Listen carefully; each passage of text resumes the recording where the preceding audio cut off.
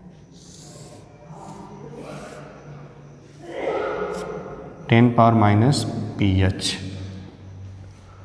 तो इस प्रकार pH मान को परिभाषित किया गया। इसी प्रकार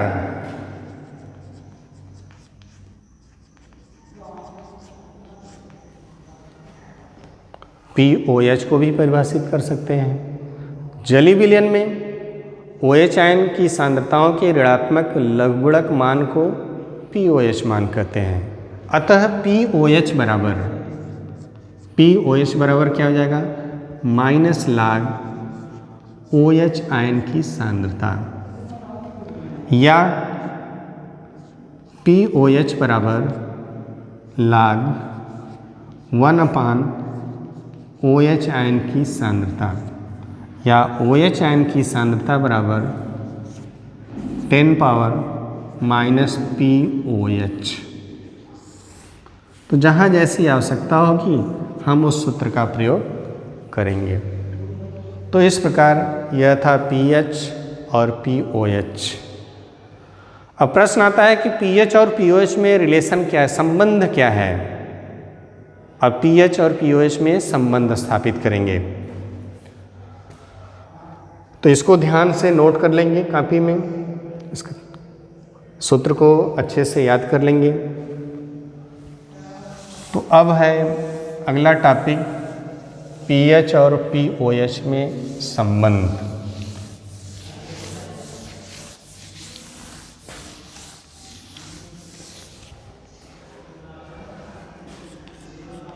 pH तथा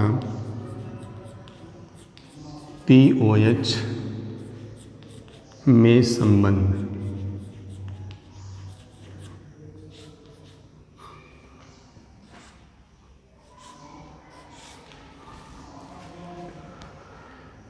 अभी आपने पढ़ा जल का आयनिक गुणनफल।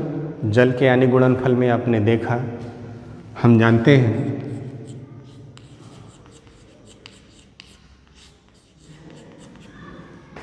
H ion into OH ion की सांद्रताओं के गुणनफल का मान किसके बराबर होता है? 1×10⁻⁻14 के बराबर होता है। 25 डिग्री सेंटीग्रेड ताप पर H आयन और OH आयन की सांद्रताओं के गुणनफल का मान स्थिर होता है, और वह किसके बराबर होता है? 1×10⁻14 के बराबर होता है। अब दोनों पक्षों का लाग लेने पर, दोनों पक्षों का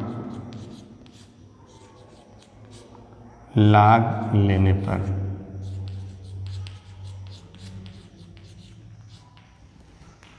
लाग ले लीजिए। लाग H आयन की सांद्रता इंटू OH आयन की सांद्रता इक्वल टू log 1×10⁻⁻14। अब यहाँ पे देखिए यह log m इंटू n जैसा है। मैथ में आप लोग पढ़े होंगे पिछली कक्षाओं में। log m इंटू n बराबर सूत्र होता है log m plus log n, log m plus log n। तो यहाँ पर log m की जगह H आयन और n की जगह क्या है? OH आयन है। तो log m इंटू n जैसा है, अतः इसको लिखेंगे log m मतलब एच आयन की सांद्रता plus log n O H ion की सांद्रता equal to log m into n, यह भी है log 1 plus log 10 power minus 14। log 1 का मान क्या होता है? 0 होता है। log 1 equal to 0, log 1 equal to 0, ये 0 हो जाएगा तो मिलेगा क्या? log एच आयन की सांद्रता plus log O H ion की सांद्रता equal to log 10 power minus 14। एक सूत्र और आपने पढ़ा होगा, log m power n equal to n log m, अर्थात जो घात होता है वह पहले लिखा जाता है, उसके बाद log m। तो log m पावर n बराबर होता है n log m। तो यह log m पावर n जैसा है, log m पावर n जैसा है, इसलिए इसको लिखेंगे n log m। तो ये हो जाएगा आपका log एच आयन की सांद्रता plus log O H ion की सांद्रता इक्वल टू माइनस 14 log 10।